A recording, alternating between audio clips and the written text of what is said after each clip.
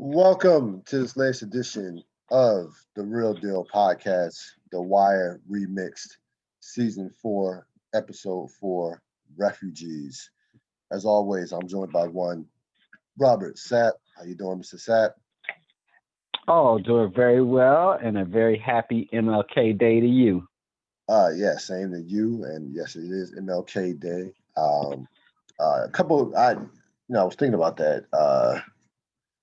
Couple recommendations for MLK Day in terms of visuals, watching, or even listen or reading. HBO has uh,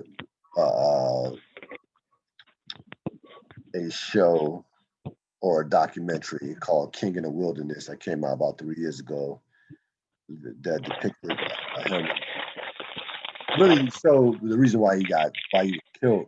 Um, Not only the fight for equal rights and things of that nature, but the real reason why he was killed for when he started talking about economic empowerment. So it kind of tells the story when he was in Chicago and they would and a lot of Jesse Jackson as well. So that I definitely would recommend that called King in the Wilderness on HBO Max. One of those. It's on either one. Probably HBO Max because they shipped all their programming and things like that to HBO Max. So something you can just check out, or you can watch a movie. And I haven't seen it all. I haven't seen this one in a while. King, of course, with played by I forgot the actor's name. I forgot Martin King. The biography. Damn, he passed away a few years ago. But look, kind of but they did a biography. So those are two recommendations that you can. That's Paul Winfield. Paul Winfield. Yeah, Paul Wolf. So a couple of recommendations on this MLK Day.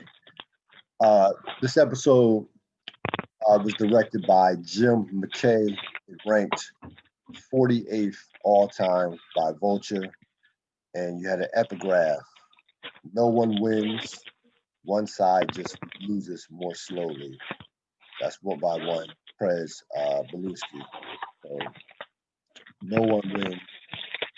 One side just loses more slowly. Um, the themes. I just had one theme, and it was a saying that stuck out. You know, that really you could talk about this through the course of a lot of these episodes, but it was, of course, we'll jump into this. We'll jump into this scene where Marlo says, "You want it to be one way, but it's the other." So I had that as a theme. So opening scene, Marlo Marlo loses an all night poker game to some older poker players.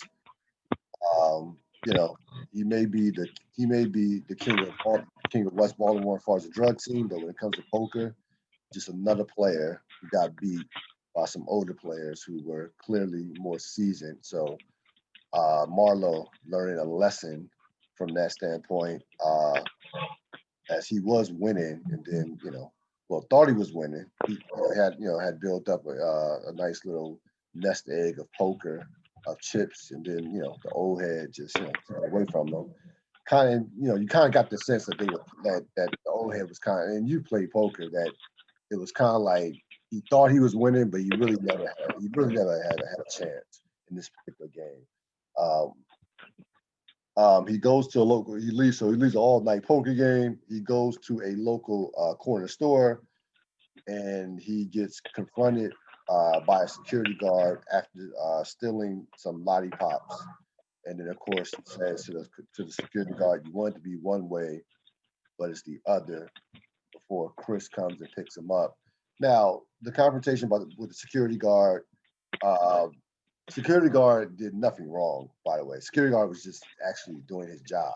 He, Marlo walks in the store. Security guard, just doesn't so much stare at him, but just does what a security guard would do. Somebody walks in the door, walks in the store, and Marlo makes eye contact with the security guard, and then he proceeds to take the lollipops as to just tease, as basically to taunt security guard and saying, in terms of like, I dare you, say something.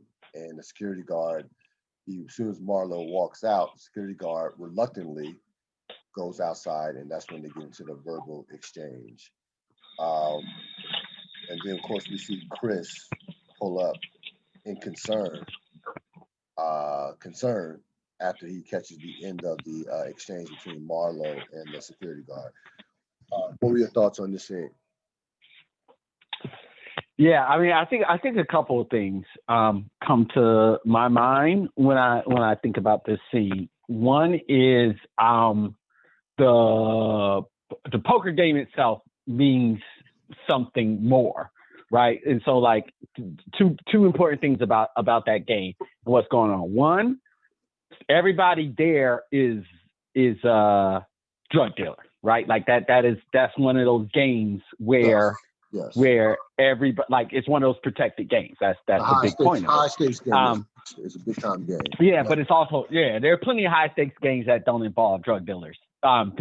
This one is an all drug dealer game. Everybody there was somewhere and involved in criminal activities or knew each other.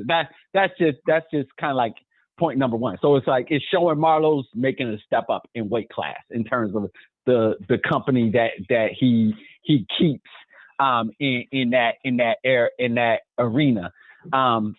Number two, the incident with the guard is kind of like it.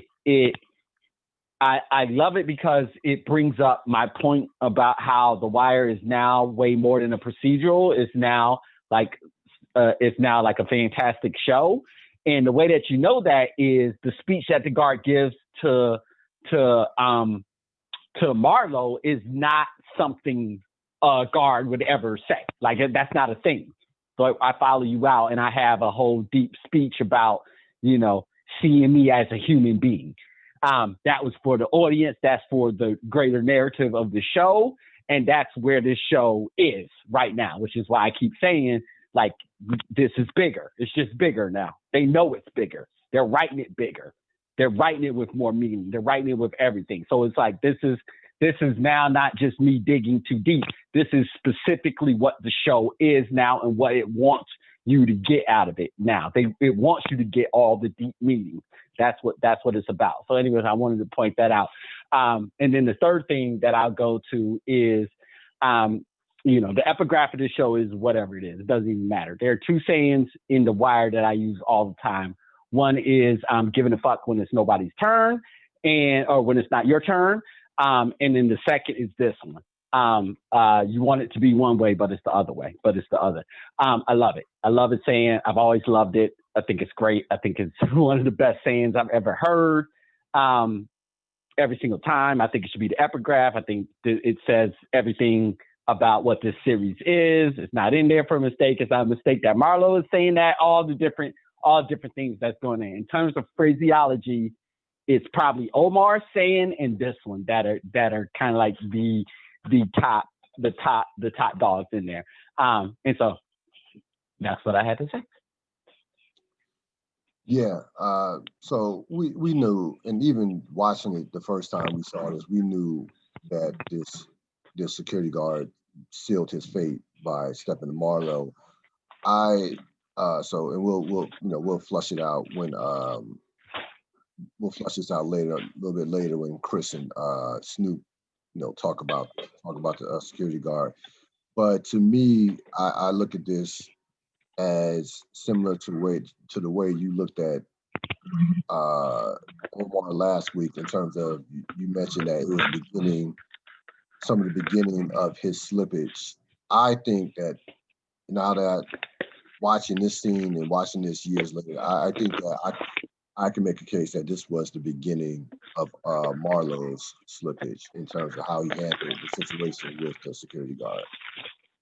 Now that I'm watch this again years later, but we'll have plenty of time to flush that out.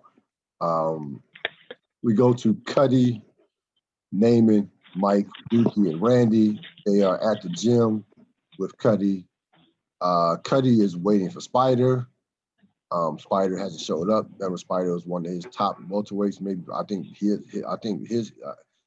his top welterweight, not one of, but maybe definitely his top welterweight. Of course, he has not showed up. We will find out why Spider has not showed up.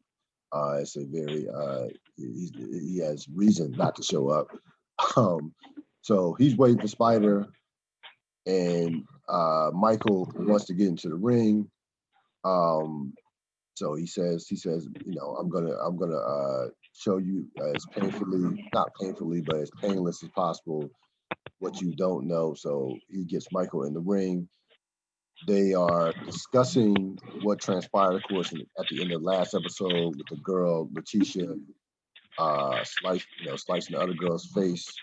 So they're talking about that. You see, and you're constantly gonna see this a lot in the season. You see Naaman picking on Dookie, and Michael basically, coming to Dookie's rescue as far as saying basically, leave him alone, and calling Naaman out for, just for shit talking. They also give a little bit of the girls the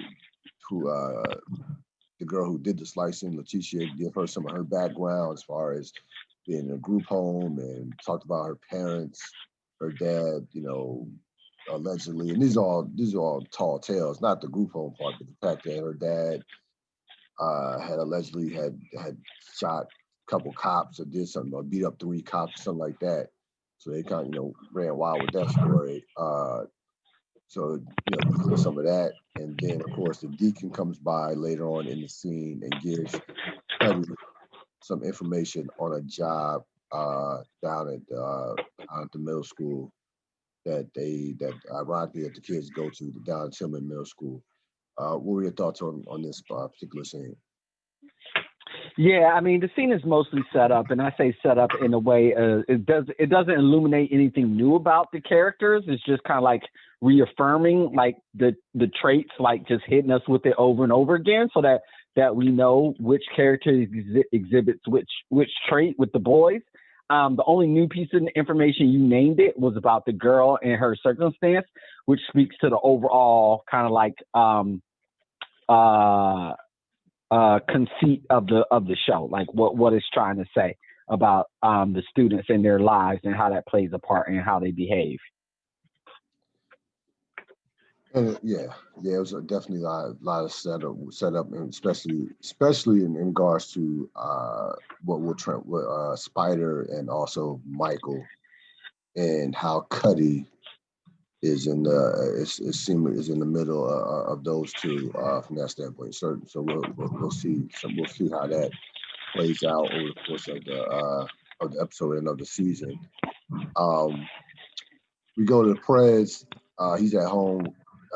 He's at home with his wife, watching a game, or semi watching a football game. He's mostly focused on taking notes on what transpired in his classroom, of course, with the incident between the two young ladies, and basically taking notes on what he wants to discuss with the class.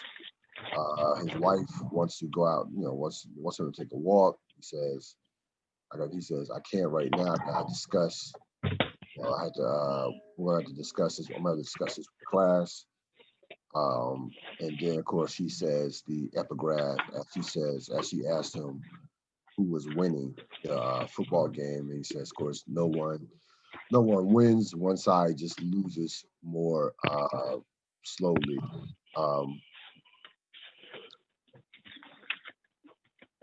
And I have a question for you after you give your talk about the scene. What were your thoughts on this? Then you can ask the question, because all I was going to say is this is just set up. This is about Prez's anxiety, part of his personality. So, in your years of teaching, have you ever had a situation, and you don't have to get a situation, but have you ever had a situation where you had to? Yeah, of course, all the time. Yes. Do what Prez was doing in terms of trying to break. You have to remember that Prez is new. Like everything he's experiencing for the first time.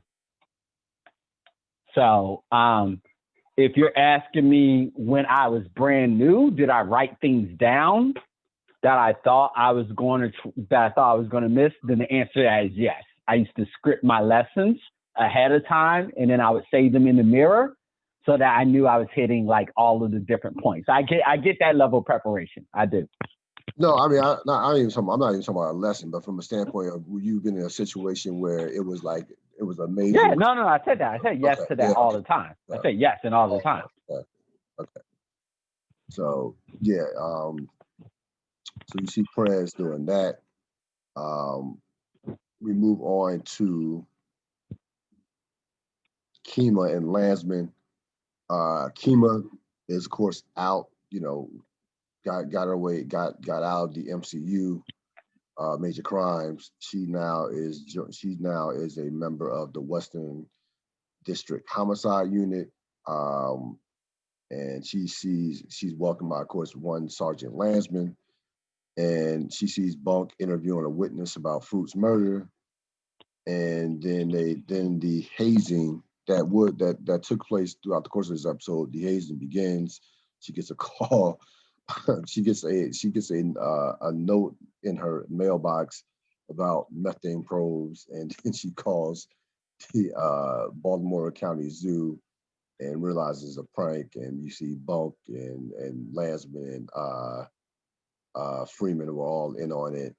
And by the way, they did a great job of playing it off. When I first saw this scene, I was like, what's going on? And especially Freeman. Freeman definitely did a great job of playing it serious without, smiling and giving it away. So this is the beginning. This is her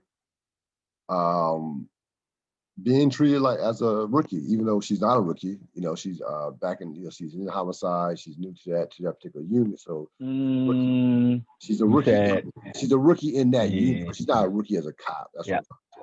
Yeah. But okay. She is a rookie to that unit. So this is that rookie hazing that we see throughout the course of life and sports and what have you. And she gets that and got it throughout the course of this episode. What were your thoughts? Set up. So we go to Marlo, Andre, and Chris. Andre, of course, owes Marlo some money. He's also describing what happened with Omar. Because he got robbed by Omar in the previous episode. As Chris and Marlo, listen to this. Marlo really isn't going for any of this. As when Andre starts talking about the global economy and all this, and Marlo's like, look, just pay me what you owe. Pay me what you owe. Marlo, Omar's just another nigga with a gun. You're just another nigga that got your shit took. And we begin to see not transformation, but we begin to see he takes his ring, nice ring, and we begin to see the journey of this particular ring as Andre, Marlo takes it. Marlo takes it from Andre, and then you see Chris and Marlo discuss the poker game, and Marlo tells him that he's going to need $150,000 for the next game, which Chris didn't seem pleased by. Chris kind of seemed annoyed by that amount of money spending that amount of money on a poker game. What were your thoughts on this scene and the interaction with Andre and the ring and the ring as well? Yeah, this is mostly set up. I mean, and it's saying I'm gonna circle back to the last scene as well, just really quickly that I said was set up, and so I don't want it to be misconstrued because again, like I said, season 4 is doing something a little bit different than any other season before it, and so like when I say set up, what I mean is it's reestablishing character traits, like just reestablishing those for us, and this scene is doing that as well. But I did want to point out the writing in both of these scenes. And again, just like I said in that initial scene, what I appreciate about what I'm noticing about where writing is going at this point in time is that now the side characters are getting more dialogue, which Yes. what that says to me is that the writers are having more confidence in their ability to write, to write dialogue. And so, right, like when we think about dialogue, right, there's the way that real people talk, me and you talk on a daily, like, for example, me and you talk about work on a daily basis, right? That's how real people talk versus dialogue in a movie, play, television show, which needs to mimic how real people talk, but have a certain cadence to it, a certain rhythm, a certain musicality. Aaron Sorkin, who wrote The West Wing, who wrote A Few Good Men and a lot of different other things, talks about this in terms about the way that he writes. He akins it to a musical instrument, like you're listening to music as you're listening to people talk. And that's what you're kind of looking for. And that's where I'm sensing the writers getting more and more confident in terms of the way in which they write scenes and the way in which the way in which they set up scenes, but in particular, the way in which they write the dialogue for each of the characters. Say there is a rhythm to it. So and as they get more confident in this ability, they are expanding it beyond the main characters to other what you would call side characters. Yeah. I'm done. Yeah. And makes perfect sense. And of course, we will see definitely more of one old face Andre. We go to Burrell, Rawls, and Forrester.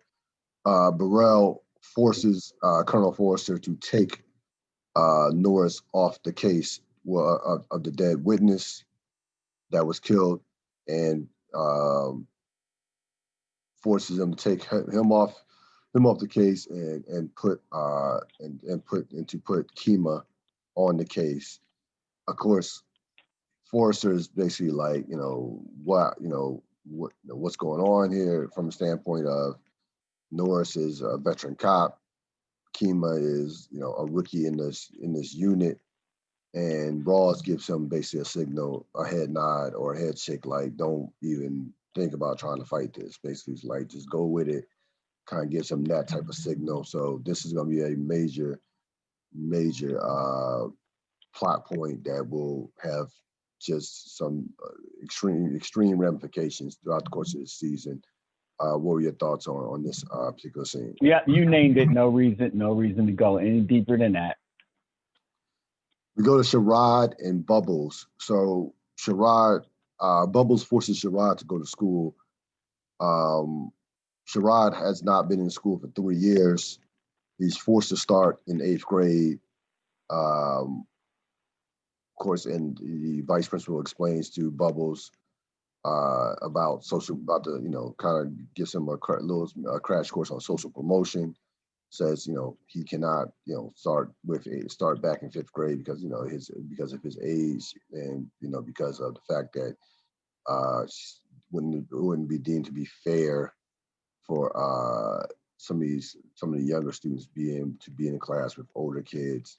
Of course, we know what the writers are trying to say about the system, and also, and to your point from last episode, when we are keeping a close eye on Sherrod and what his journey, as we get more background information on him, like for him to be out of school for 3 years, unless you know all you need to know about what his life has been like. And the kid has been out of school for 3 years. Think about that for a second. 3 years he has not been in school. So he is definitely, along with these other folk, but he is definitely, without question, a tragic figure, to say the least. What are your thoughts?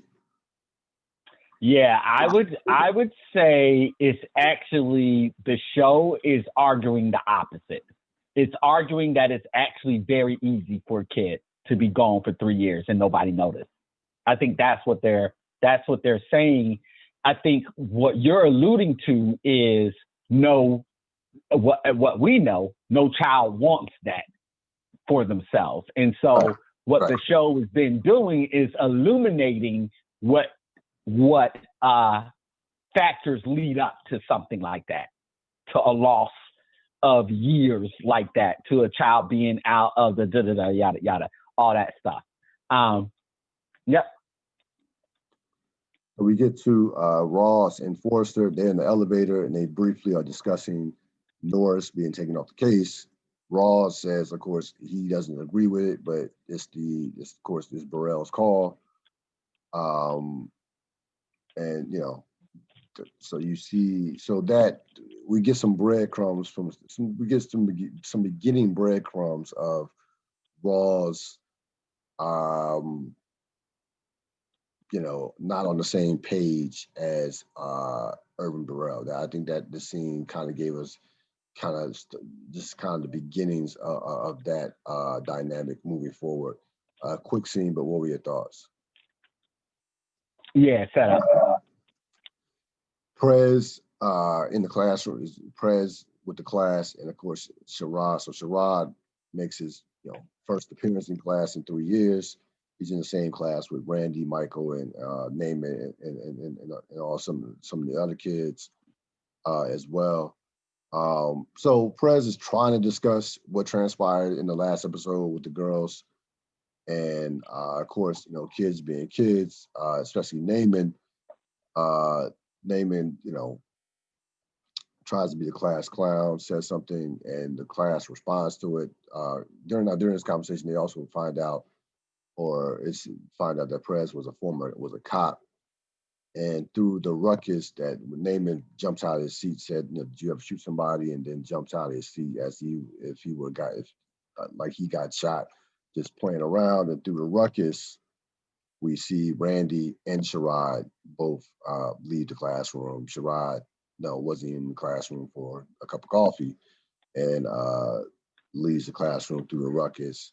Prez, at the end of the scene, sees Sherrod out the window, looks out the window to see Sherrod leaving, and just goes back to teaching. What were your thoughts on this scene?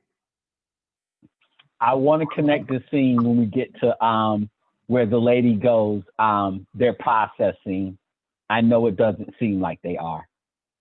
So whenever we get to that one, I want to connect this scene with that. So we go to Chris and Snoop. So as expected, they've been assigned to take out the security guard. They kind of scope him out. Chris says, he's just a regular security guard. And Snoop says, why are we killing him again? And he said, Chris gives the reason, he talked back, and, Snoop just nods her head. Quick scene, but what were your thoughts on this scene? Set up. Well, we go to Chris, Snoop, and Bodie. Of course, in the previous episode, Bodie was given basically an ultimatum to take Marlo's package, and he has no choice but to take Marlo's package or step off. He chooses to take the package. And Chris asked. So he takes the package, and then Chris asks about Michael. And then you hear Bodie respond, and I think this is very underrated part of this scene that I kind of missed through a lot of viewings. But Chris says, not Marlon. Bodie says, why are you asking about him? And Chris says, never mind why. Why ain't in your repertoire no more, nigga? So, and the reason I bring up that part is it just lets you know that even though he's working for Marlo now, in terms of Bodie, he basically, there's no respect there. He's basically at the bottom of the totem pole, in terms of the standstill organization. versus where he was at when he was with the Barksdale organization. So it's basically no respect. They basically have no respect of him whatsoever. So that's why I bring that part up. Bring that part up when Chris just completely dismisses him. What were your thoughts on this scene? Yeah, I would argue two things. One is Bodie doesn't work for them. He's just taking their package. That's two different things. And then I think second is I don't know if there's such a thing as a Stanford organization. I think to your point in terms of the slippage that you're starting to see, I think there's a difference between being fierce and being organized. I think Marlo's fierce. I don't know if he's necessarily organized. As a matter of fact, I know he's not organized in that sense. He has no interest in being. And then again, yeah. Bodie's just Marlo forced him to take the package, which is why he makes that joke at the very beginning of it, like I told so and so to shoot both of y'all in your head, but seeing as he's gone, So, anyways, he's not part of their organization, and then I would further argue there is no organization, honestly, to speak of. Yeah, I mean, I know. I feel like I know what you're saying, but I think that last part was important. I think that last part when Chris kind of dismisses him was important. It was something that stood out now more so than say past viewings that I watched this particular scene. But yeah, I know what you're saying. I wasn't even responding to the Chris anything like that. Those two things could be true, like what you're saying about Chris. I'm just talking about the Bodie isn't part of their organization. He just isn't. He's not there. That's that piece. Like that's the part of it. Marlo's pushing people out. That was the whole thing in the beginning. You can't talk that no all product, no territory when somebody's snatching up all the territory. That's what Marlo's doing. He's snatching up the territory and he's making people take his package, not expanding his ranks. That's not part of what he's doing. Right. So that then leads me into like there's not a Stanfield organization. Like he's fierce. He wants to have soldiers with him, absolutely, for when he goes to battle. But that doesn't make it a well organization because what those criminal organizations are trying to do is simulate the corporate structure. And that's what, those lines, that's why all those lines Marlo's talking about, fuck your Dow Jones, da-da-da. He's not interested in all that. No. He says it. He's not interested in those things. That's my point. It had nothing to do you're absolutely with right. Now that makes me think and Bodie. Yes, you're absolutely right. Marlo is not interested in that business model. Henceforth, you want it to be one way, but it's the other. So the show with Marlo is fiercely explaining that Marlo is the new breed of criminal. He's not Avon. He's not. No, he's not Avon. He's not Prop Joe. He's a new breed of criminal in comparison to the drug kingpins that we've seen prior, in particular Avon and Prop Joe. He's not like them. He's just not. So I think the show is trying to send a message with him in terms of how he moves in the world. Yeah. You were going. Go ahead. Nope. So we go to Randy. Randy gets caught. It was good while it lasted. He gets caught by a teacher in the sixth grade lunch selling candy. She says, she says, I know that time doesn't stand still because I had you guys 2 years ago.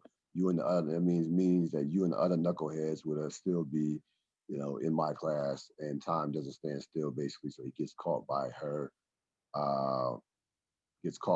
in the lunchroom. And I'm sure it's like when you catch a student doing something, I won't say I won't call it a sense of proud feeling, but I call it. You do feel like, yeah, I got you. Yep, let's go. I got you. And that he kind of like he tried to he tried to like worm his way out of it, but it was, he knew he knew there was nothing that he could say, and she basically gave him this look like, yeah, let's come on, what are you doing here? This is a quick scene, but what were your thoughts? Yeah, set up. We go to Cuddy, Donnelly, and Randy. So Cuddy's new gig. Donnelly's explaining to Cuddy the new gig in terms of picking up kids outside of school, skipping school, picking in terms of that. She explains to him the new job, about the job, and she says, she says we haven't been funded for truancy in I don't know how many years. She jokes and says, what do you think this is, Montgomery County? And we're going to assume that Montgomery County has funds, has money. That's the interpretation that I took. Also, Randy comes in, having been caught skipping class, and this is where it got kind of. This is where I kind of got annoyed. So she's a vice principal. Randy's been caught skipping class, and she tries to basically, I'm just call it what it is. She basically blackmails Randy into telling on other kids, threatening to call his foster mom. And he, Cuddy is, and throughout this whole scene, the funny part throughout the scene is Cuddy's like, don't say it, don't do it, basically shaking his head, telling him not to snitch, sending him a signal, shaking his head. But of course, we find out that Randy does indeed snitch. As an administrator, did you have a problem with her tactics? No, not at all. But this is the scene. Wait, I didn't know if you queued it up for me. No, I do not have a problem with her tactics. No, go ahead. No, I'm done. Oh, okay. About the whole scene? Yeah, I'm done. Yeah, go ahead. Okay, yeah. So this is where I want to get to. Wait, are we there yet? No, is this the scene where she says, no, she's not. No, this might not be the scene. No. We're not there. We're not there. We're not there yet. Yeah. She's explaining about the job, about the new job. About the truancy job. So So each statement, each big thing that they name from the school system they're calling it out. As we know, Ed Burns was a cop who went to be a teacher, who's now who's not, at this point in time is a writer and producer and creator of the show, and so he has a lot to say about these things. And so, of course, two things that he's pointed out in this episode that he sees as a huge problem, especially at that time or at the time he taught in the city, is A, the social promotion, and then B, the truancy issues. Those are two things that he's calling out in two issues he's calling out. And so in this particular scene, what they're doing is they're at the beginning point of bringing up the truancy as like an issue. Why did you not have a problem with her tactics in regards to Randy? Because, Ril, don't see, if you're gonna make me do this, then I'll for real do it. Because I was gonna say, don't do that. We all do that. Like, if we're gonna be real, let's be real. We can't be like want to swing in as the amazing educators at one point in time and then not be amazing educators. It's not a tactic. It is as simple is. It's what we all do as adults with kids in general. It's what educators do with their, right? Like, it's like you were doing something wrong. You skipped class, wrote your own pass, switched uniforms in order to sell candy at school. So you did all those things wrong. Right. Right. And so the lesson that we always go in with the kids is you may not want the benefit of the doubt after you've done something wrong. And so the point that she's trying to make, obviously, is you could have been out here in these streets doing anything wrong. If you are not where you're supposed to be, who's to say you're not out here scratching up things, doing like everything like that and all. Now, that's what it looks like and sounds like in the real life scenario. The Wire's a show, and so this also needs to go somewhere. And so we know where this is headed. So they needed to write that part in, but the bottom line of it is the lesson and the thing that is baked into every single conversation that we're having with the kids, is to do that. Now, I'll take it personally. That's the overarching thing. I'll take it personally. I'll take it as the work that I did when I was at Hayes. I'll put it right out there.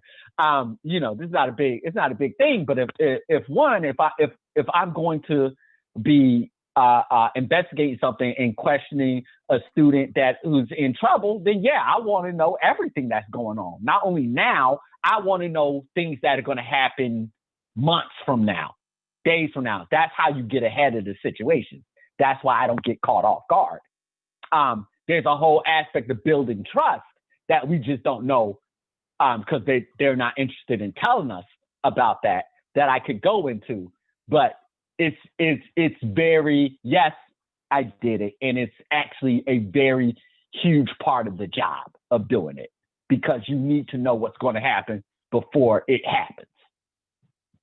Okay. Especially in this day and age with all the as an administrator, I wanted to get that, yeah. I can break. Yeah. Now give up everything. Give it all up. I want to know everything. I want to know it all. So we go to Forrester and Landsman. They give so Kima gets switched to the Brad case, and they're discussing. Of course, they're discussing that Forrester tells Landsman about the fact that Kima's going to get switched to the Brad case. Of course, Landsman is not, is not pleased by it, but he is, he follows orders from that standpoint. He has no choice. But even in this case, for him, this is a bit much. And he's normally a guy who follows orders without hesitation, but he from his body language, he didn't like this particular didn't seem to like this particular order that was given out. What were your thoughts on this quick scene? Yep. The Wire is a narrative, and we can never forget that. One thing happens, the Wire holds on to it, right? Like this is not a sitcom where one thing happens and then it resets the next episode. Like there's no resetting. Landsman has already done what he's done. He's shown his hand. Right. He was the one who gave up the information to Carcetti. And so what I'm saying is it's not that Landsman isn't like displeased by how things are happening, but his intentions are not pure. No, not he's not going to be the one to stand on the table and go, no, this isn't right. No, the way he's going to handle it is feed off the information and try to get. That's the reason he asked about Rawls. He's like, did Rawls? Because his loyalty is to Rawls, not to Royce, in particular. So he didn't want to do anything to Rawls. Not to mention, anyway. Let me not even do that. But so Landsman's very complicit in all of this. Like very complicit. There's no da or whatever. Because if Rawls was given that order, he'd be fine with it. That's my essential point. There is no morality that is lingering with Landsman. This will be an opportunity for him to make another move. And that's just, and like I said, like again, it would be set up because it is not giving us anything new on the character's personality. We've always known that Landsman is this type of person. So this is just expounding on that. Landsman's the snitch in the police department for both Rawls and Carcetti. Yes. If we want to go snitch, if we want to talk about Randy, then Rawls is definitely the snitch for Carcetti. You said Rawls or Land? You mean Landman. I mean, Rawls is the snitch. Rawls is a snitch as well. Yes. He got that whole crew. Yep. So we go to Colvin and of course the academic. They are pitching their program to the superintendent. The superintendent just basically tells them, don't make a big fuss with this particular program. Mainly set up. You want to add anything to this? It's set up, and it's not very good set up, to be honest with you. I feel like they got, like, if I'm going to, and I haven't done this a lot, and I won't do this a lot, but put on the, this is my profession and everything like that hat. This is one of the ones where I'm just like, there's a little bit more that goes into it than just a little bit of questions that they ask, and like how the program is presented and what they're presenting and wanting to do functionally would not happen in the way that they have set it up. But that doesn't matter because, again, this is a television show and they're writing this to say something larger. So it's stupid to get caught up in those details, because those details are not what the show is about. It's not a procedural on how to set up a program in the Baltimore school system. That's not what this show is trying to do. Right. Signer, we go to Signer and Caroline. Of course, they are the last of the old, or seemingly of the old guard at the of major crimes. They are wrapping up the last, part of the wire, and we see them, turn off the machines, pack up their things, and leave the office. As Marimo takes over, and now of course, Rawls and Marimo have completely accomplished Rawls in particular has accomplished what he set out to do when he hired, Marimo for this lieutenant's position. Not hired him for that position, but gave him that position of the new leader of the MCU, of the Major Crimes Unit. All of them are gone, and the Major Crime Unit, as we know it, has completely will not look the same for at least for the present future. What are your thoughts on this scene? Yeah, this isn't set up. This is more of a acknowledgement and like a goodbye, and just kind of like a, hey, look at, like, just stop for a second and think about what's going on. This is what the show is trying to do. And like for us though, it's just like the Major Crimes Unit as it existed does not exist anymore. That's a big deal for this show. And so that in itself is kind of like what's the word I'm trying to say? Like a turn of events, like a quick turn of events. What's that called? I can't think of the name.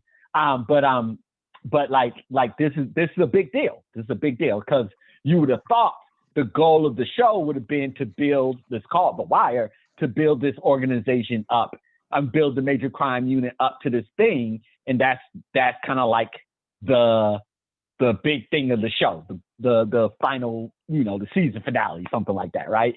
And so here we are, early parts of the fourth season, and it's like, nah, this thing is gone that we've been building up to. So that's kind of like a big deal. And so I think they wanted to stop and acknowledge that at one point. And then I think the second thing is no,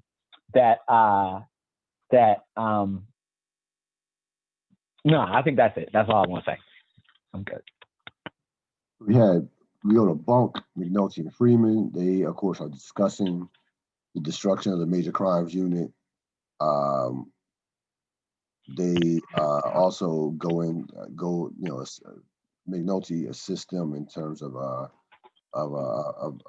going by Lex's mother, Lex's mother off a warrant with a warrant in regards to Lex, Freeman and Bunk to take down a door. That's what I want to say. To take down a door.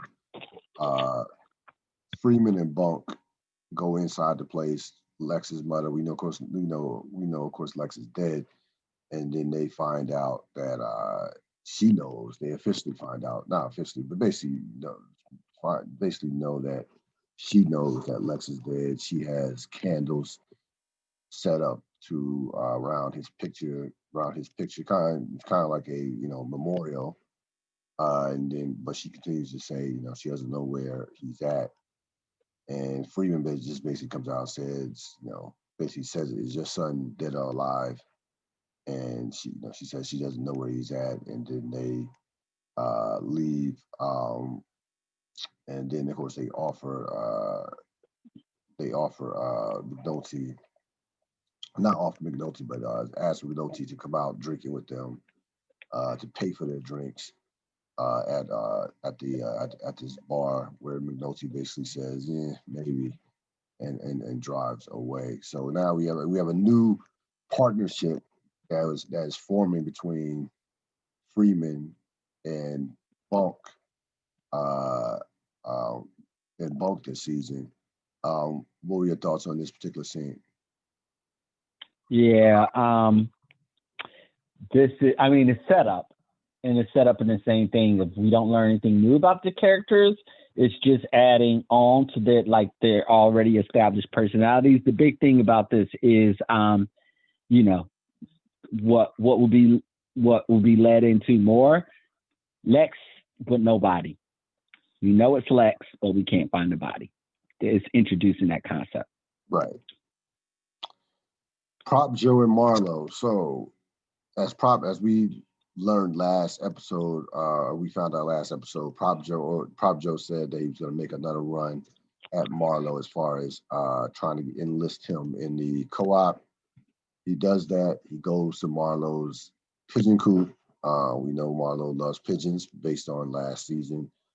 So he's in Marlo's pigeon coop. He offers Marlo a number of reasons to join the co-op. Then he says, hey, Marlo says, what do I have to do to get that good dough? And Marlo and Pop Joe says, we're looking for muscle to run out New Yorkers, to run these New Yorkers out of East Baltimore. Marlo's like, what the fuck I care about East Baltimore? And,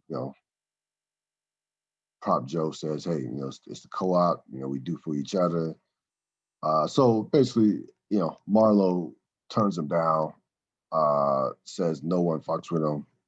And Prop Joe, he basically cuts Prop Joe off at mid-sentence. Prop Joe says, well, maybe something unforeseen could happen. And then he sticks his hand out and says, no one fucks with me.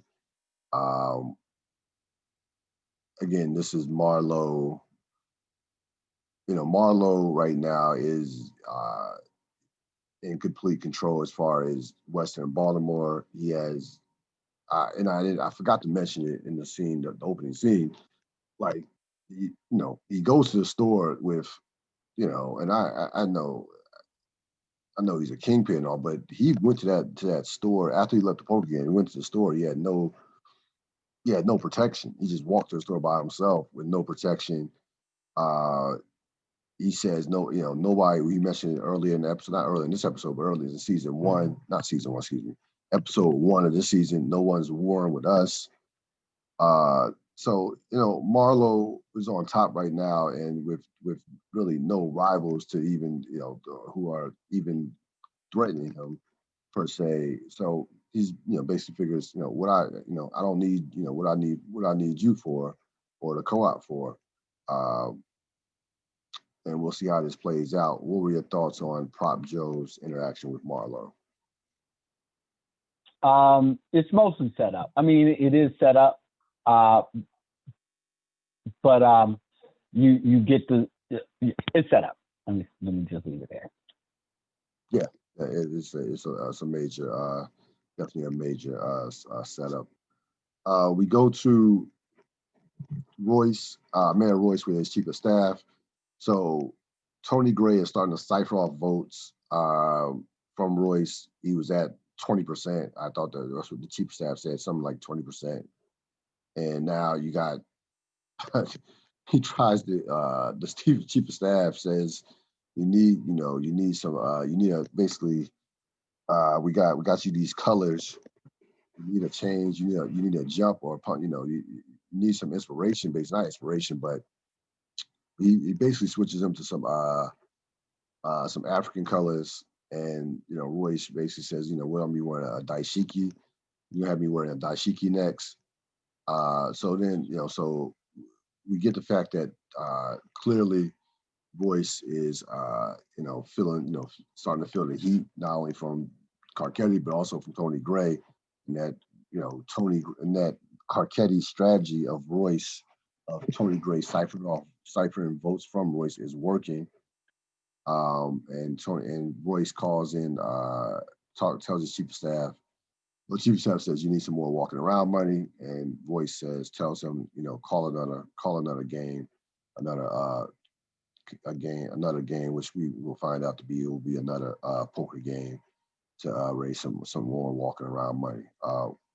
Royce, seemingly is, putting it in a vulnerable state right now. What were your thoughts? Yeah, now you named it. It was about letting us know that the strategy's working. So we get to Carcetti and his staff. They're discussing this meeting with the ministers. His staff outside Norman seems to be against it. Terry DeGascino and the other lady seem to be against it. But I think Norman was for it. The campaign manager was for it, and Carcetti was for it. So Carcetti decides to go meet with the ministers, and we'll see how that plays out in a later scene. What were your thoughts? Setup. We go to Unetta Perkins and Marla Daniels meeting with the community. Also, Delegate Watkins was there as well. So this is a very poignant scene from a standpoint.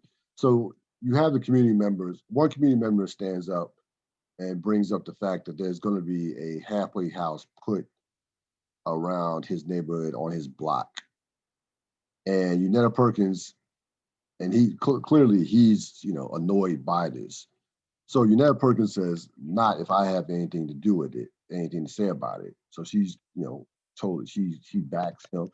She backs the community member, appeases him. People start clapping, and then we see Marla Daniels say, "Hey, these are our brothers and sisters too who need help, and what have you." So we see that, and then we see, of course, Delegate Watkins notices that Royce's picture is with Unetta Perkins, not with Marla Daniels. If you remember, at the beginning of either it was the beginning of the season or at the end of last season, Royce made a promise to Watkins that he said that Unetta Perkins has had her time. It's time for some fresh blood. So Royce basically reneged on his promise about backing Daniels instead of Unetta Perkins, and he's backing Unetta Perkins. So Watkins is annoyed by that, and that will be a major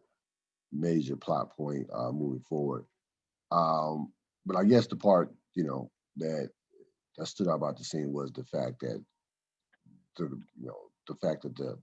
about the halfway house and about her, Unetta Perkins, not wanting, backing that community member in terms of not wanting a halfway house on his block. What were your thoughts on this scene? Yeah, it's establishing character, right? Like you named it with the Royce thing. And then the second piece is by establishing characters, differentiating why we should like Daniels and why we shouldn't like Unetta Perkins.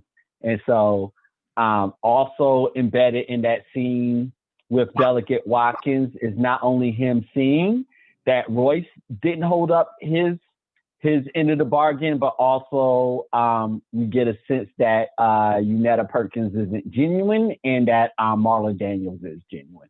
Yes. So we go to Royce in the poker game. This is a game that he was talking about that he told his chief of staff to set up. Of course, you have a bunch of politicians or people around him that are losing purposely on purpose, and they discuss how hard it is to lose on purpose, considering how bad of a player Royce is.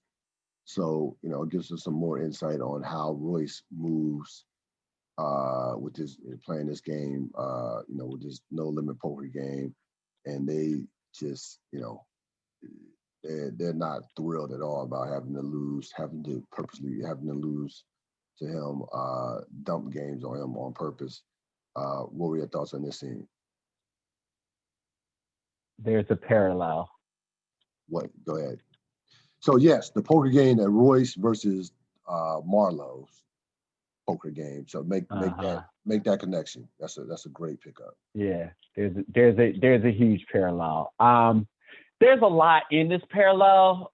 So here's how I'll break it down just really quickly. The simple real quick is that as he said, everything mirrors everything in this season. There's no difference between politics and the drug game. They've made that clear. They've said it many, many different times. It's another time in which they are illustrating that it's all crooked. And that's why I said it needed to be stated that everybody at that poker table with Marlo was a criminal. This wasn't doctors. This wasn't lawyers. This wasn't anything. Everybody there is a criminal. And by extension, same exact thing.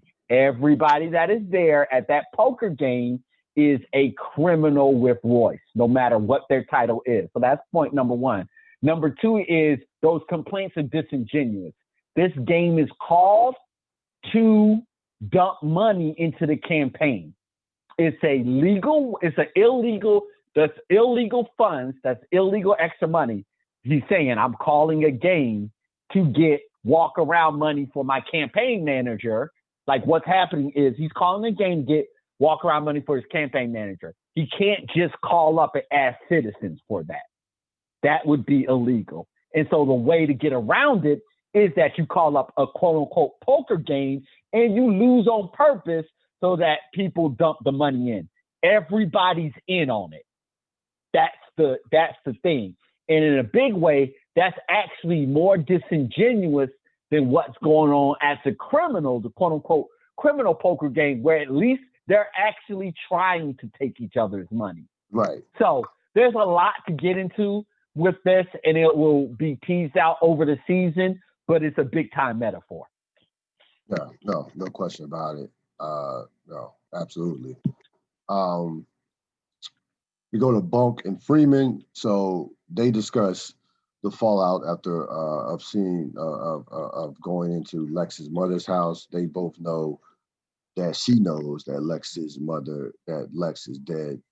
Bunk and Freeman chastises Bunk a little bit, but Bunk basically says, "Hey, that the memorial was not there the first time I saw it. The first time I went there, this is the second time that Bunk has been in that house." You remember the other interview he had with her in a previous episode, maybe it was episode 2, a couple episodes ago. So they're in the bar. No McNulty. McNulty didn't show. And you have Bunk now. Bunk is drunk. So Bunk on one hand is talking about girls, trying to flirt with some women across the bar. Something that he frequently did with McNulty as his partner in crime, so to speak. Freeman is all about the case and discussing Marlo, still trying to figure out, where these bodies are at or where he's hiding, or how Marlo is maneuvering. So, Bunk tries to get Freeman, to kind of come with him with the girls. Freeman's like, look, they're too young for me and too young and too skinny for that matter. He says nature is nature, young is young, old is old, something to that extent. And then the girls walk past, Freeman, Bunk tries to flirt with him. And basically that is, that particular scene. What were your thoughts on this interaction with Freeman? Now, basically having to be not the new McNulty, but Freeman again, this partnership, so to speak, Freeman and Bunk. Well, I mean, the thing is, I don't know. I mean, like they're partners, in terms of they're partners on the case, and they're cool with each other. But also, Freeman knows who he is. Like that, Bunk's not going to corrupt. Like it's not a thing that they're not on the same page in terms of after hours stuff, because they never were, never have been. They're two different people in that aspect, and both of them are confident. Anyways, that's neither here nor there. The big thing, of course, is the extension of Freeman's mind going in on where like his move to homicide is important because that will be the connective tissue to everything that's going to go down. And so this is the first part of it was him just coming to the kind of realization, wait, everybody knows Lex is dead. And that's then with the continuation with the mom, like, hold on, everybody knows he's dead.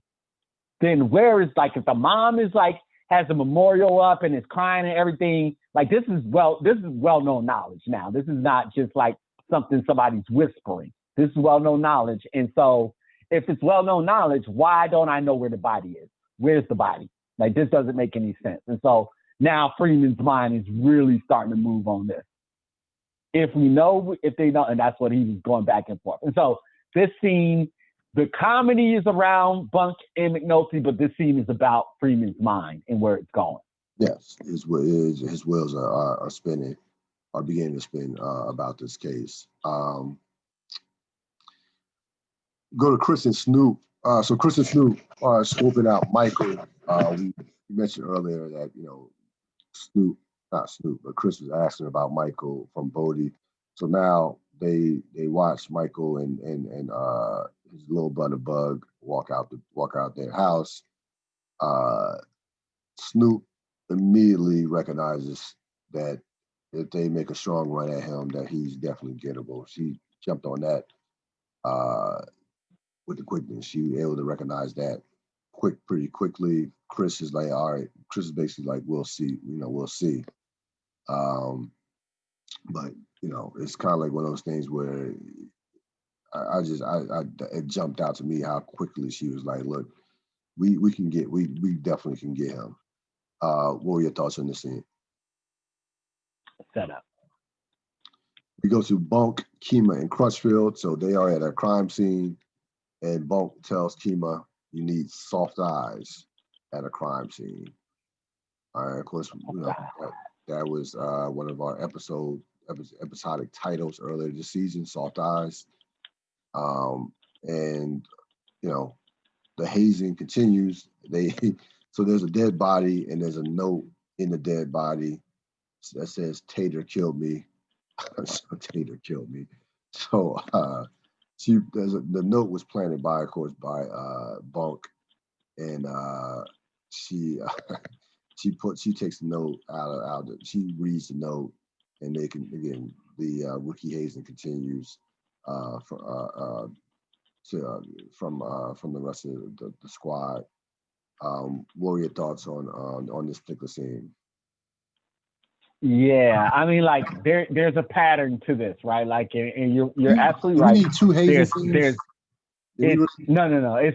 It's framed in hazing, but there's a pattern that's happening. And what and they said soft eyes in this one, and it's no secret. Why? It's no secret that they said soft eyes, being that the prior episode was named Soft Eyes. And so that's your big hint that this hazing thing is not just about hazing Kima. It's about it's leading somewhere. Yes. And so the soft eyes, and so then the soft eyes, the illumination of what it's leading to. And so we know where this is about to end up at the end of this episode, what she's about to have dropped in her lap. And so what this is setting her up for is there are certain things you don't need to pay attention to, and then there will be other things that you do need to pay attention to. Yes. Yeah. It won't always be easily seen. And as a matter of fact, it probably won't be easily seen. And the things that you definitely can dismiss are the things that are very obvious, because those are the traps that she's falling into right now. Whatever is like the obvious thing, she's going right to that. Right, yeah. And that's what the lesson is happening. It's like the thing that's blatantly obvious to you, that's what you want to have happen, and that is not what cases are about. Yeah. You're absolutely right. She's been part of these two hazings, but it absolutely they are sending a message using it through her with this, and like the show. The characters are just not the character, the show. Yeah, the characters just playing jokes. Of course, she's going to be, this. We'll see how this is going to play out with her particular character moving forward. We go to Cuddy, the school superintendent, and the principal. Colvin. Colvin, the academic, the superintendent, and the principal, they go over the paperwork for the program. The thing that stood out about this, of course, is they had to sign basically a waiver saying that if something happens to you, we are not responsible. So that part, that part to me stood out. The principal was like, if one of these kids, go ham on you, we are alleviated any responsibility. Mm-hmm. Yes, we are. So I'm sure you've been in some of those meetings about with something like when a program. Sure. All those meetings. But yeah. Why wouldn't you protect yourself? Yeah. The school. You're the ones coming in here proposing something weird. So hell yeah. So they do that, and then we see Cuddy and another guy that's working with them pick up the kids off the corner now. So they pick up these kids, and the kids only have to go to school they have to have a day in September, 1 day in September, 1 day in October, and they fulfilled their requirements so that the school will get funded. The school will get funded with that kid only having 1 day. We see one of the kids say, I already went to school for my 1 day. Cuddy was annoyed. Cuddy was hold on now, yeah. No, sorry. So all right, so then I went ahead. Yeah, so we see Cuddy and another guy pick up the kids from the corner, or attempt to pick up the kids from the corner. One of course, Sherrod, who is Bubbles' boy, he runs away. And then we will see what this leads to. This actually wasn't the scene where Cuddy, where we found out about the 1 day. So we'll talk about that in a further scene. But so this is the beginning of that. So this is definitely a setup scene. We see Sherrod run away, and we see them pick up a couple of kids. We go to Colvin and Sampson. So Sampson, of course, is the veteran teacher who, in the previous episode had disarmed and slapped the girl with a knife. And the veteran teacher who obviously has, has been there a while and has, is very good at her, is a great teacher. She's walking Colvin through the school. Kids immediately pick up on the fact that Colvin's a cop. And she discusses the kids' moods by the days, which I was very curious on that. Wasn't arguing against it, but I just found it fascinating in terms of how she broke that down. And Colvin, walks through the school. Then she lets him walk through by himself. She says, because she says the kids were acting different without her. He needed to see he needed to see this on his own. And you know what? When I thought about this, I thought about he and Carcetti in the previous season when they were walking through Amsterdam. And I thought that how similar that was to that scene. And when he told Carcetti, you need to see the rest on your own. So now he's on the other side of it, and she basically says, you need to see the rest of this on your own. So he walks through the school. Of course, the kids, are wild. He also notices the various teaching styles. You have one black lady teacher who's in complete control of her classroom. Kids are learning. Kids are excited. He's smiling at that. Then you had another white male teacher who basically reads a student for not completing an assignment or getting a low grade on an assignment. He says, that's 50%, and this is your future and what have you. So Colvin is seeing the school, the various styles of teaching in the school, and seeing what the school is all about. What were your thoughts on this scene?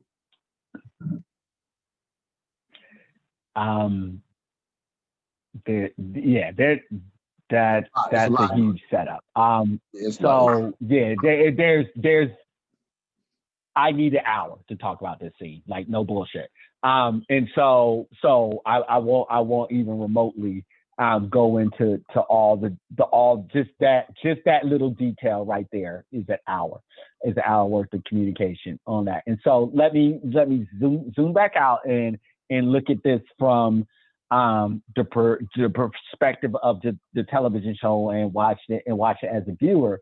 And so I think like the big thing that's happening here is they're starting to give you a sense of what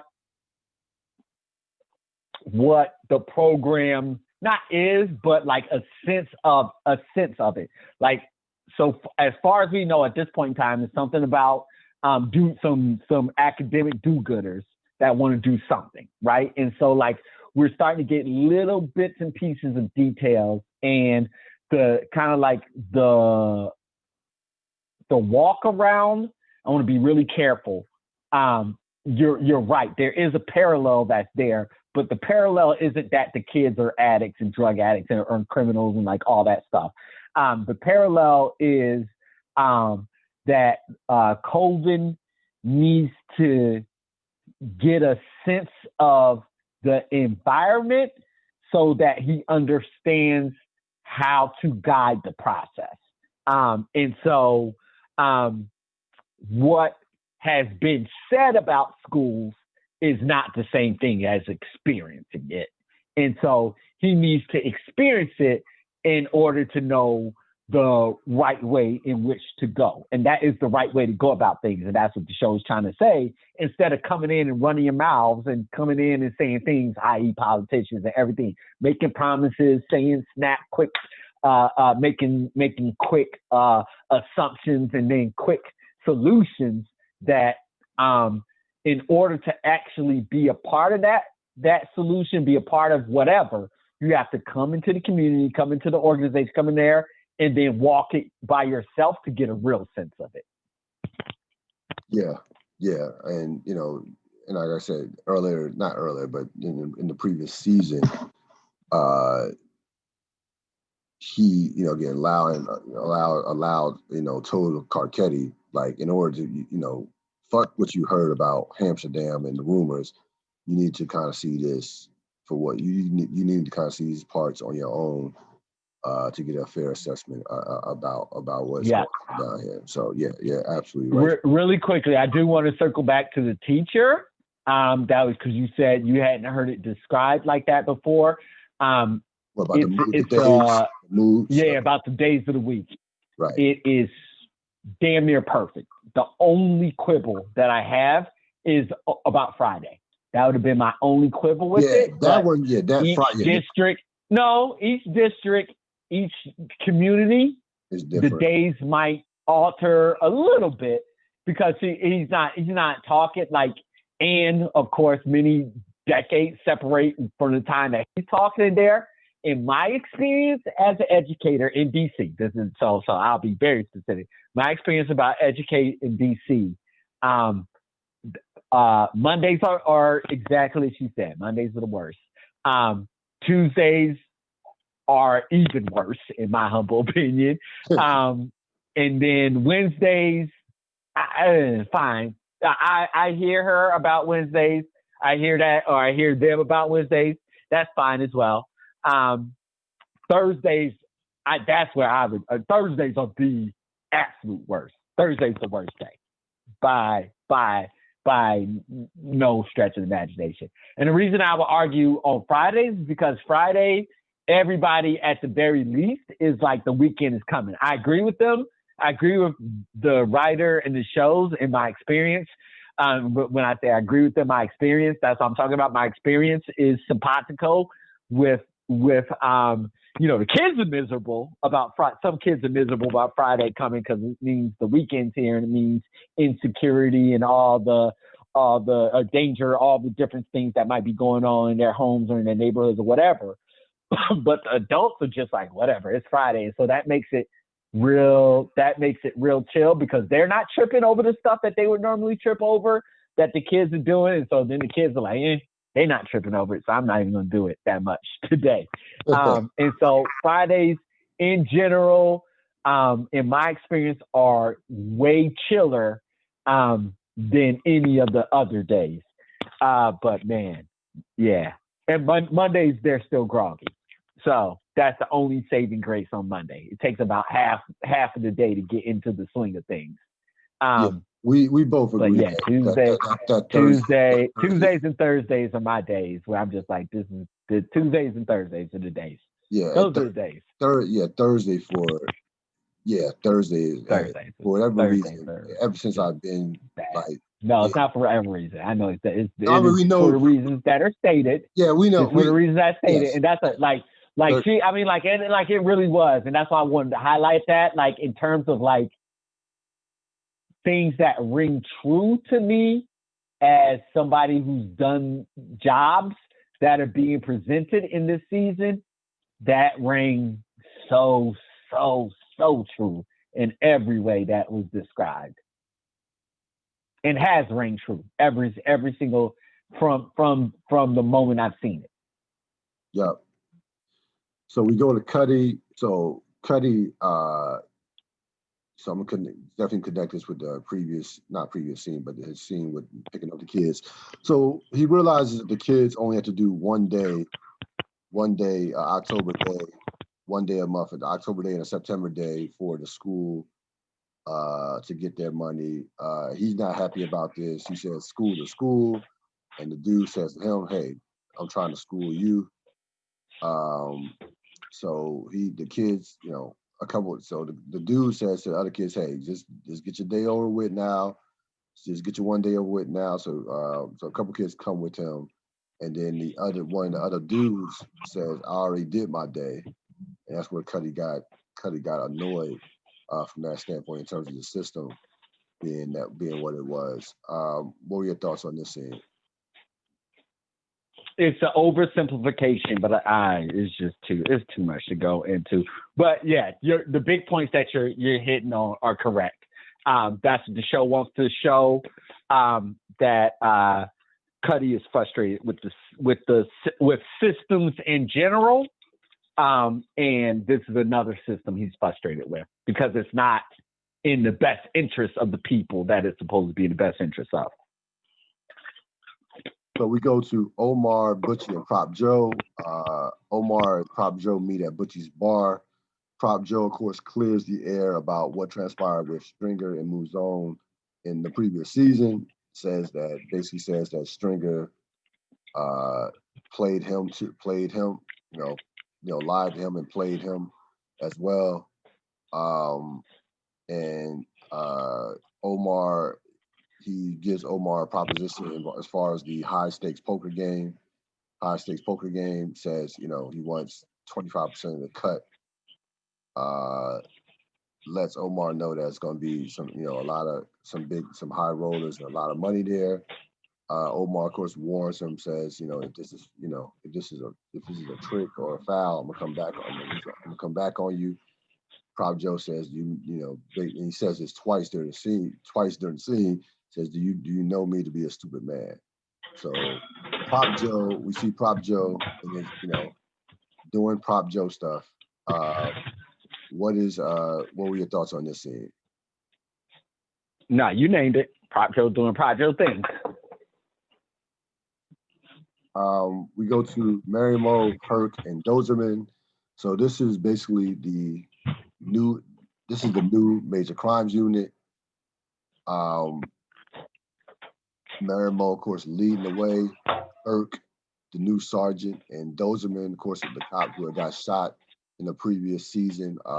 If you remember that basically you make a case that Dozerman helped set off Amsterdam because it was him getting shot that took Colvin over the top, and really, Amsterdam got up and running after that particular incident situation. But anyway, he gives him the edict about making about the new major crimes, making street rips. Herc is pleased by it. Herc also in the scene asked, where Kima and Lester and so basically Marimo explains to them that they're no longer with the unit, and Marimo also kind of gives a subtle shot to Herc as far as how he became a sergeant, saying you must have been a great driver, making sergeant driving around the mayor. So yeah, we've gone. You look at this unit now, and what they were. I would equate it to Golden State with Durant, Curry, and Draymond and Klay Thompson to what Golden State is right now. That's what Major Crimes is looking like right now, as in comparison to what they were in previous seasons, in particular season 3, when they had everybody. What were your thoughts on this scene?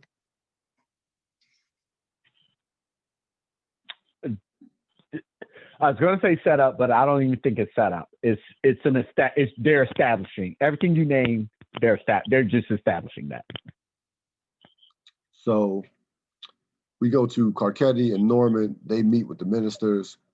Carcetti understands that the ministers are currently have allegiance to Royce, but he decides to meet with them anyway. He just basically says he just wanted to get a face-to-face with them. They respect the fact that he showed up, and he basically tells them that if I am elected, my door will always be open to you, to everybody in this room, and again, the most important part of this scene was the fact that he showed the effort to meet with them, and they seem to be impressed with that, despite the fact that it did not guarantee anything as far as their allegiance or a deal being made. What were your thoughts?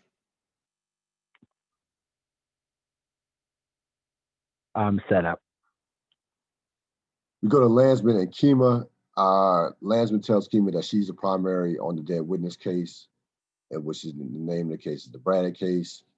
At first, she thinks that he's pulling her, is setting her up for another haze. But of course, this time Landsman's serious about this, and just drops that on her that she's going to be the new primary on the dead witness case. Now, did mention this earlier, but he said this to her.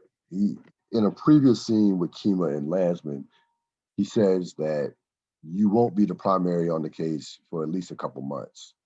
And that was important to notice because he is now the primary on the case, and it certainly has not been a couple months. So the show wanted to tell you how things can work when moves are made and strings are pulled.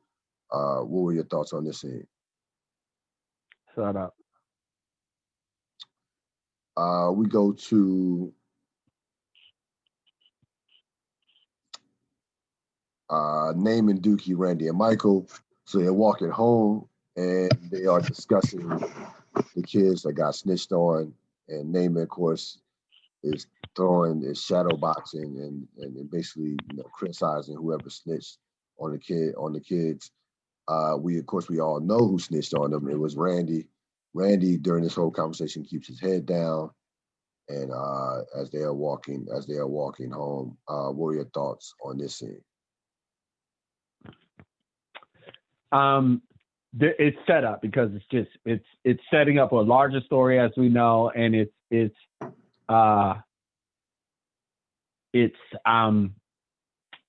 giving solidifying the personality details. I think the thing I'm debating back and forth in my head about what I want to say and how I want to say it is more. It sits with me more personally than anything else. But here's how I frame it. The genesis of this is not Randy snitching. The genesis of this is his fear of someone letting his foster mom know. Yes. That's the big thing. And then where that comes from, where that fear comes from. Not saying it's a fear of her, but it's a fear of what happens. So Randy, again, this is why I hate the word snitching. Again, y'all don't know this. I say this all the time to parents and kids and everybody else in between. I hate the word snitching because everything isn't snitching. As a matter of fact, very, very few things are snitching. In this example, I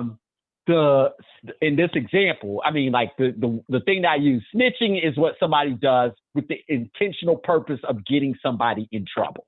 Like, I see you on the street, I know you've done something bad, therefore I'm going to snitch on you just to get you in trouble. Randy did all of that out of a deep sense of fear, and that's different. Right. Very, very, very, very different. But we lob everything into snitching.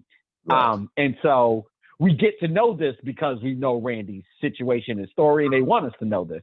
And so I just needed to illuminate that. But it's set up. So we get more insight on the home life of Michael. He takes Bug home, and we meet his mom.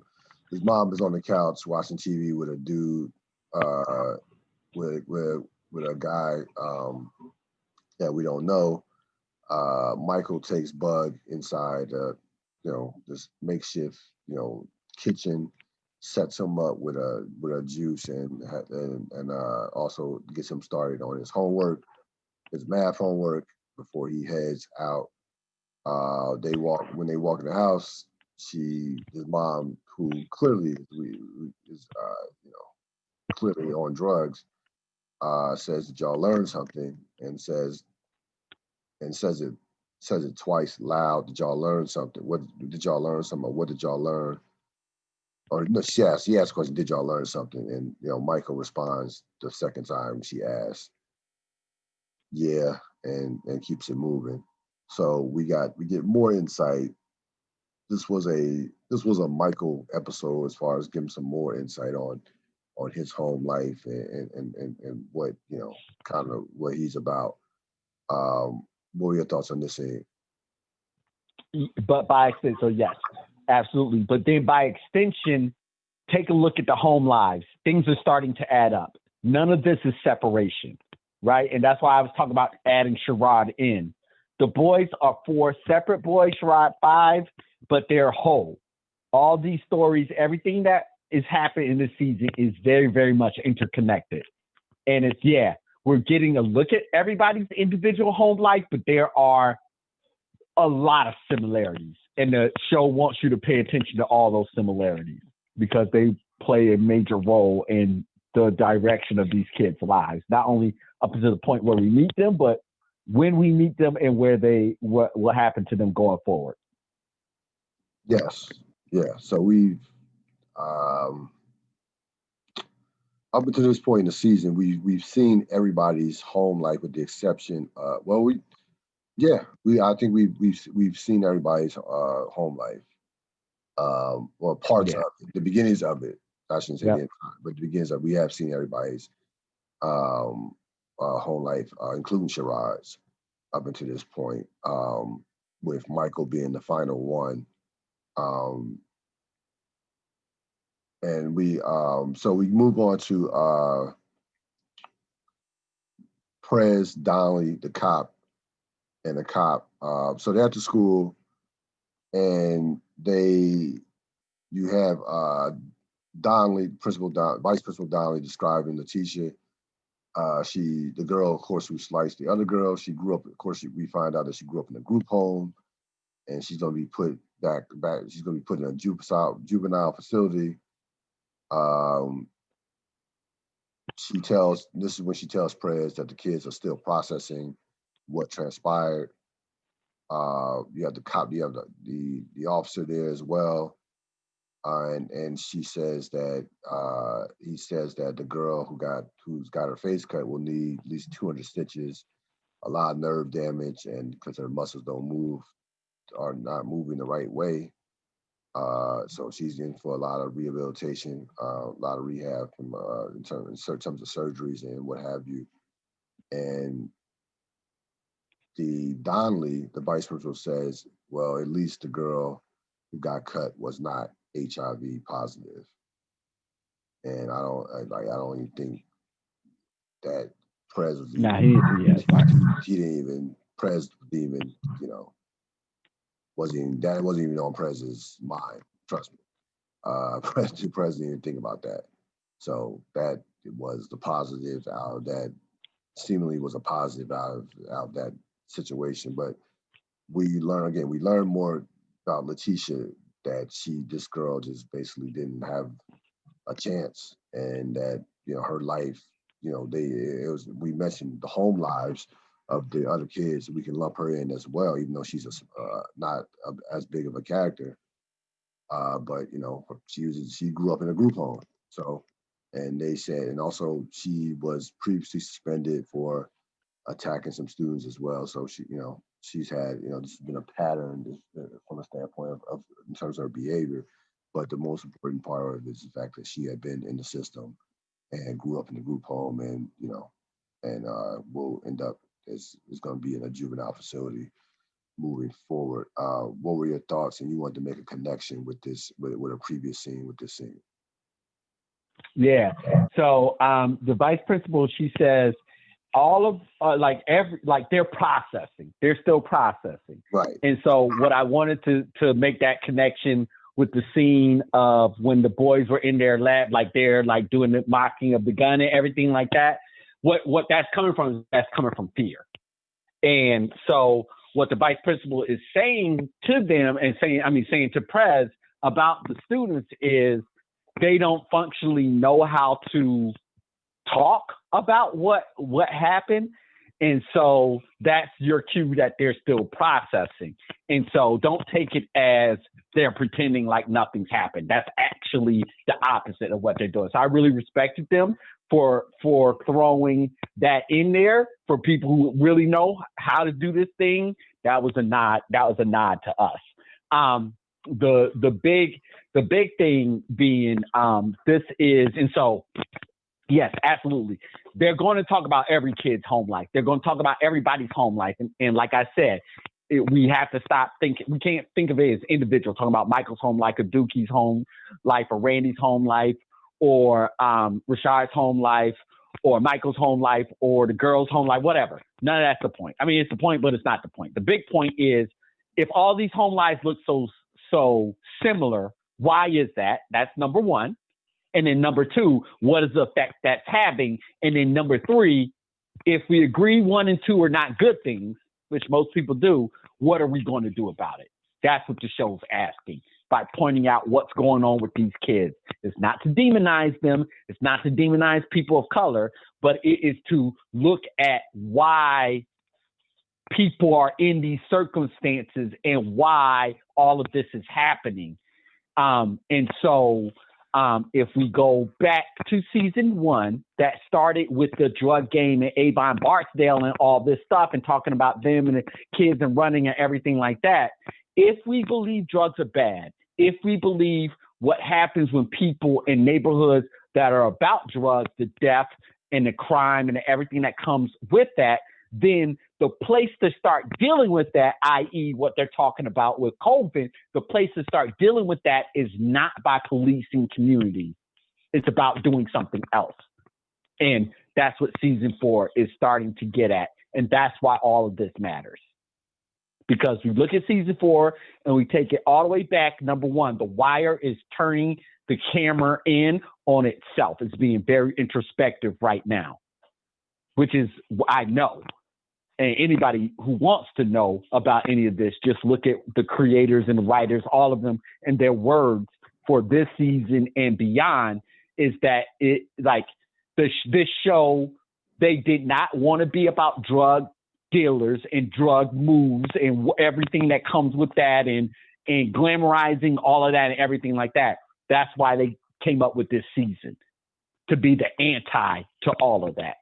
It's not about that. It's about these kids' lives and what we could have done to stop them from becoming the Marlos, to stop them from becoming the Avons, to stop them from everything like that. Those are not things to achieve. That's actually a horrible place to be. Where Marlo is right now is a horrible effing place to be. And the show is saying that, and it wants to say that. And it's saying, if that's the horrible place to be, look at where our kids are. Can we do anything? Yeah. Unfortunately for our boys, we will see how it shows up, but it's continuing to ask the question. Yeah, no, it wants you to explore that question for yourself without question. No two ways about it. So we go to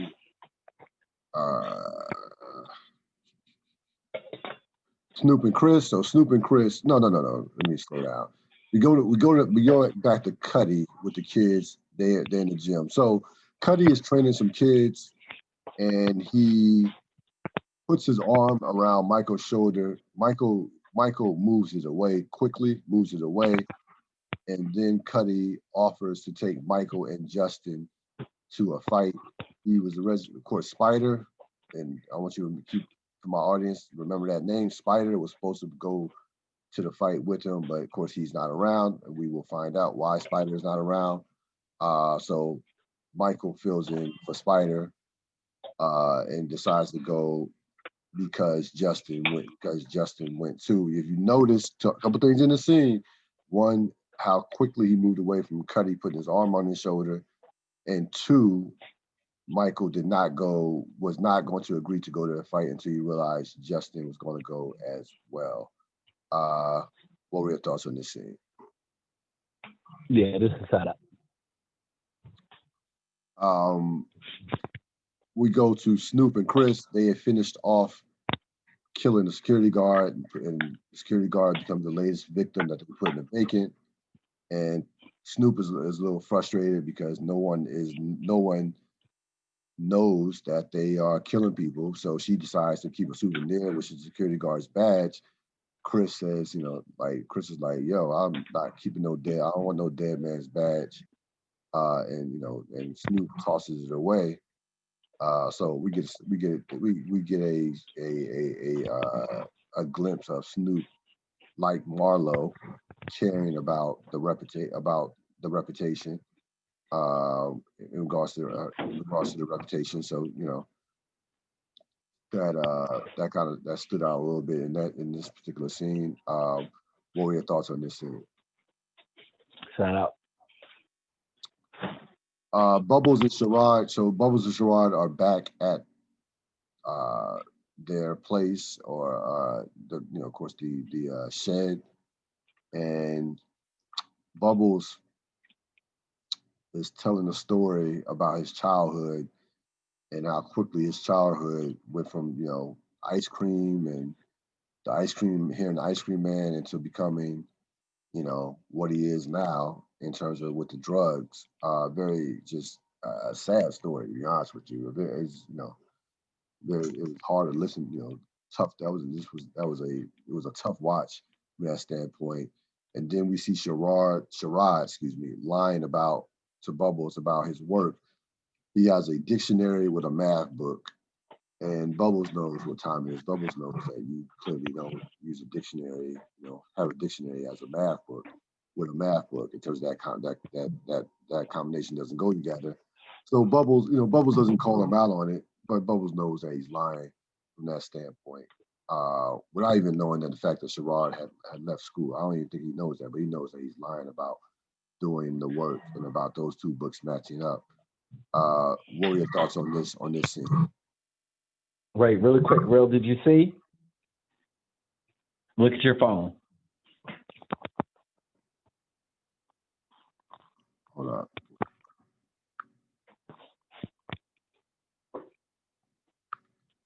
Yeah, this is, and then like I'll talk about this scene really quick for both. I mean, it's mostly set up, but yeah, you named it. You named it. It's about Bubs noticing that Sherrod can't. I mean, what he's noticing is Sherrod can't read. He doesn't know anything. Right. And so then that goes into the idea of social promotion and then like where our kids are at and everything like this. And why Sherrod is dipping? Sherrod is dipping because he doesn't know anything. He can't read. He can't read. So way before we start talking about why Sherrod isn't in school, he can't read. Yes. No. So anyway. Yeah. So no, he can't read. He can't read. We go to Omar and Marlo. Then this will be a setup. Cuddy and Michael go to the fight with Justin. That'll be the last scene with the Cuddy, Michael, and Justin. They at the fight, watching the fight. Then we go to a big scene, Omar and Marlo. Omar robs Marlo's poker game as Marlo was winning the game. Says money ain't got no owners, only spenders. He takes the ring and he takes Marlo's ring, the ring that Marlo, of course, took from old face Andre. So this is the first encounter between Omar and Marlo. What were your thoughts on this scene? Yeah, I mean, like, and we so like without going into like where this is going, here's what we already do know. We know that Pop Joe set this up. Yep. We know that Marlo's one type of way, and we know that Omar is another type of way. And so we know that I'm gonna call them the commission, whatever they're called, the co-op is would like Marlo to be in on New York. They have stated so. And we know that Marlo did not want to go in with the co-op. Right. And we know that Pop Joe set this up. So those are the facts. So we can see where this is going. Yes. And any reasonable person can kind of put together what's going on right now. Yep. Yes. This would be a major this was a major setup scene as well. And of course, first encounter between Marlo and Omar, and it kind of bookended but it kind of bookended Marlo really getting schooled at the poker game, not once but twice, from a standpoint of losing to the old heads, and then he loses to Omar at the end. Yep. Final scene. I like that bookend from that standpoint. Final scene, Cuddy, Michael, and Justin. So they watch the fights. Michael, Cuddy drops Justin off first, and then Michael notices that Cuddy wasn't doing nothing wrong. He's watching Justin go inside his house, which just from a safety precaution. So Michael does not want Cuddy to know. Clearly doesn't want no Cuddy. Clearly does not want Cuddy to know where he lives. So he jumps out the van and says, "Look, I'm good." Cuddy says, "I can take you to your house." Michael says, "No, I'm good right here," and he hides behind a wall, not a wall, but a house to see until Cuddy drives off. and then he goes about his business, and then the scene or the episode wraps up. So we clearly know that Michael is not trustworthy of we saw it with Marlo, we saw it with Cuddy, that he is not trustworthy of males at this point. What are your thoughts? Yeah, I mean, like you named it. It's just it's given us again a certain reps at a personality trait, and then like as the viewers, now it's our job to pay attention to when they're doing this repetitively with characters, because if they're doing it repetitively with a character, that means it means something big. So we've done 4 episodes. Each episode has ended off with one of the kids. Yep. Yep. So each episode has ended off with one of the kids, certainly not by accident. We talked about themes, and definitely remember that theme. You want it to be one way, but it's the other. That will resonate throughout the course of this season without question. Also, Michael and Marlo, we get some more insight on we got some more insight on both Michael and Marlo. Who's your MVP? So I thought about it, and so what I'm giving the MVP is to the writers. Like I really noticed it this episode, how much each character had to say and how they had to say it. So my MVP goes to the writers. Yeah, this was a tough MVP episode as far as particular characters standing out.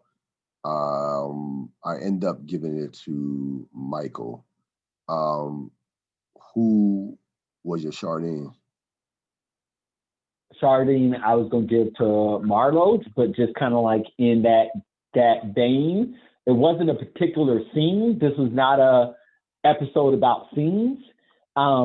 This was more about like a compilation of things, and kind of like this was the first episode for me where Marlo was just ever present in the shadows. I give it to Marlo for Marlo and the security guard scene. So that scene. Oh, nice. With the one way as the other. So I thought that was that stood out to me. And again, will resonate throughout. Good. Will resonate throughout the course of the season. That's going to wrap it up for this latest edition of the Ril Dil podcast, the Wire Remix, season 4, episode 4. We are a quarter, well, more than a quarter way, a third of the way through the season. It's 13 episodes. As always, thanks to Robert Sapp. Yes, sir. Have a good one. Be safe, be healthy. Absolutely. And we will see you next time for episode 5, Alliances, as we continue to discuss The Wire. This podcast will be up. As always, this podcast will be up later on this evening. As always, you can subscribe to my YouTube channel and go to www.youtube.com/C/Ril Dil podcast. That's going to wrap it up. I will see you next time. I'm out.